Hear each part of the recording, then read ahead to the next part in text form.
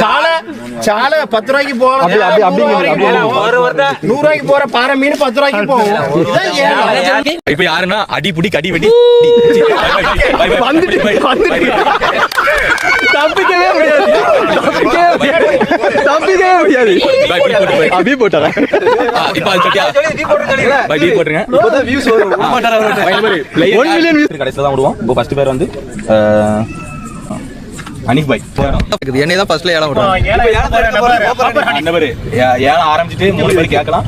100 ரூபா உங்களுக்கு இருக்கும். ஆப்பர் அனிஃபோட ஆரம்ப ஓகேவா? கேளுங்க. எவ்வளோ? 10 5 ஸ்டார்டிங் 5 தாக்கப்பட்டார்.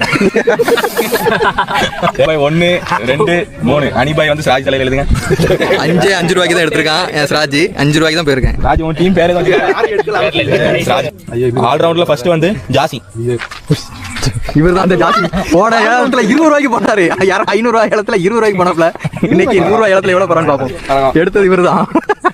இதே ஆளை இன்னைக்கு எடுக்கிறாரான்னு பாப்போம். 5 ரூபா.